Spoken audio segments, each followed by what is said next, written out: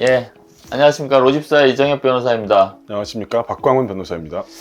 우리 전문가 채널이 계속 한 300회 정도 조회수만 나오는데 네. 유튜브가 떡상하려면 어떻게 해야 되나요? 일단 썸네일과 이 제목이 자극적이어야 되는데 생각하는 거 있어요? 오늘 주제 좀 괜찮을 것 같은데. 가상자산 거래하시는 분이 지금 계좌가 뭐 업비트만 해도 400만 계좌 정도 갖고 있고 뭐 전국적으로 한 많을 때 900만 정도까지 있었다고 하더라고요. 그런 거에 비해서는 가상자산 관련돼서 사실 너무 모르지 않습니까? 맞습니다. 뭐 가지고 계신 토큰, 코인 있어요? 저 있었는데 저는 지금 없어요? 네 지금 없습니다. 네, 저희 안타깝게 지금 다 이제 토큰이 없어가지고 이제 사실 이런 거 하기 조금 약간 죄송스러운데 하여튼 이 가상자산 판례백선 가지고 저희 로집사에서 계속해서 좀 같이 논의를 해보고 있고요. 그러니까 제가 이제 저희 배석 판사님들하고 썼던 것인데 이게 곧 형사 행정편도 나오게 됩니다. 그런 것들을 내부적으로 계속 공부를 해가면서 좋은 사건이 있으면 알려드리도록 하겠습니다.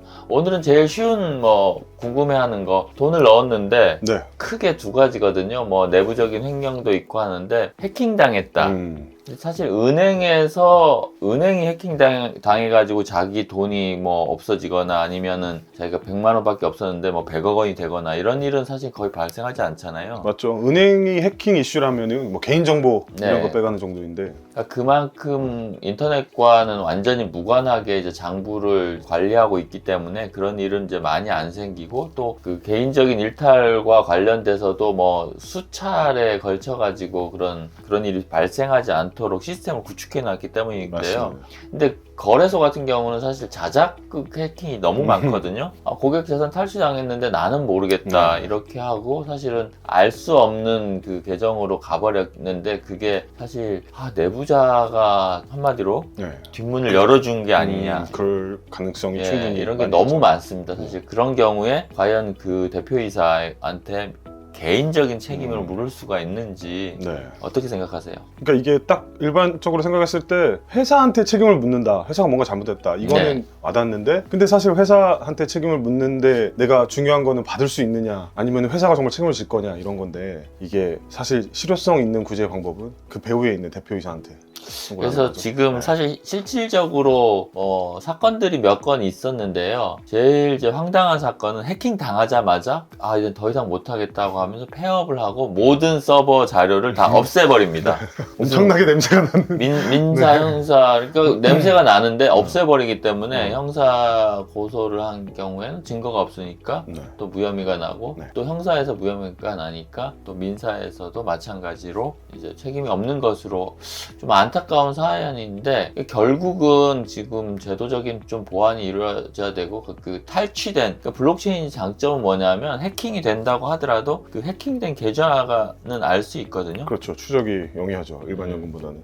그래서 그걸 어떤 식으로 그 해킹된 자산을 얼릴 수 있는지 그게 여러 가지로 문제가 됩니다. 그래서 지금 가상자산 자체가 사실 분산화를 엄청 하다 보니까 중앙에서 뭐 문제가 된 계정을 동결시키는 게 사실 쉽지 않은데요. 그 필요성에 대해서는 많이 있지 않습니까? 네, 그런 필요성이 많이 있고 이 가상자산이 아니고 다른 이제 법들에서는 뭐 양벌 규정 이렇게 해가지고 대표이사를 직접적으로 규제하는 그런 규정들이 있는데 지금 그런 규정이 생긴 걸로는 알고 있는데 이제 이 법이 생기기 전에는 뭐 양벌 규정도 전혀 없고 하니까 일반적으로 우리가 얘기하는 그 사용자 책임 이런 이슈로 끌고 가서 대표자를 데리고 오는 거죠. 대표자를 데리고 와서 이 사람한테 책임을 묻는 뭐 그런 방식이 있는 거 맞나요? 네. 특별한 사정이 없으면 대표자에게 이제 강력한 책임을 이제 부과를 해야만 되는 게 지금 현실인 것 같은데요. 거래소가 해킹을 방지한 충분한 그런 제도를 다 했는지 여부에 대해서 좀 일단 판단을 해야 되고 그런 충분한 해킹 방지 의무를 다하지 못하였다면 대표자의 민사 책임도 또 고려할 수도 있을 것 같습니다. 지금 이 사건 경우에 서는 이제 뭐라고 이제 판례를 보면은 이제 불법 행위로 가서 불법 행위에 대한 책임을 지는 주체가 우리 민법에서 보면 이제 일반 불법이 있고 공동 불법이 있고 사용자 책임이 있고 뭐 이제 그런 이슈들이 있는데 이제 그 중에서 여기서는 특별히 그 배후에 있는 대표이사에게 사용자 책임을 이제 좀 물었던 그런 판례 같은데 맞지 않나요? 예, 뭐 여기서 보통 그 이제 사용자 책임 물었지만 이제 뭐 여러 가지의 경우를 봐서 손해를 이제 공평하게 분담해야 된다는 이유로 이제 피용자에게 손해배상 청구할 때 이제 많이 책임 제한을 하죠.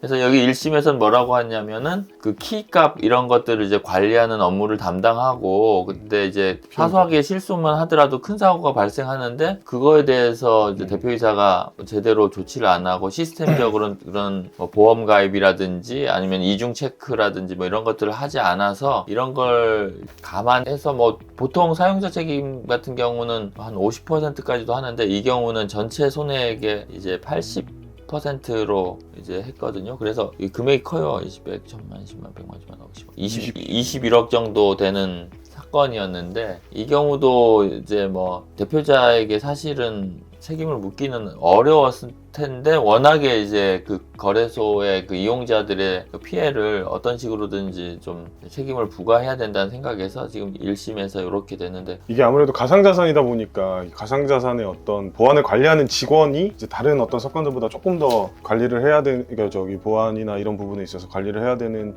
그런 책임을 좀 더 엄중하게 물은 것 같고 그러니까 비례해서 대표도 정말 네가 이 피용자에 대한 관리를 많이 잘 해야 된다 뭐 이런 식의 논리를 이제 합심해서 짠 것 같은데 아 이게 확정됐네요. 확정된 건가요? 예, 고등법원 네. 판결인데 오늘 월요일이라 그러는데 좀 저희가 약간 좀 미흡한 거 좀 양해 부탁드립니다.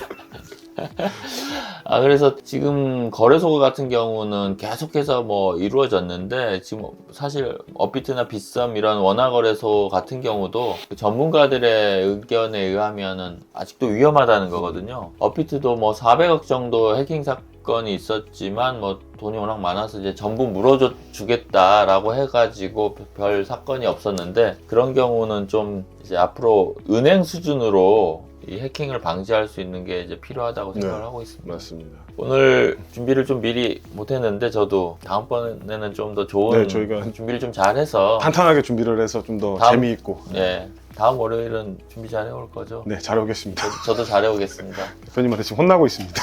아닙니다. 하여튼 뭐 지금 이 영상은 뭐 오늘 수준으로는 뭐 떡상하기는 그런 것 같았는데 알겠다. 이 부분도 잘 찍어주세요. 이 부분. 다음번에는 이제 코인 쪽에서 한번 이제 조회수 10,000개를 한번 노려보도록 하겠습니다. 알겠습니다. 네, 감사합니다. 감사합니다.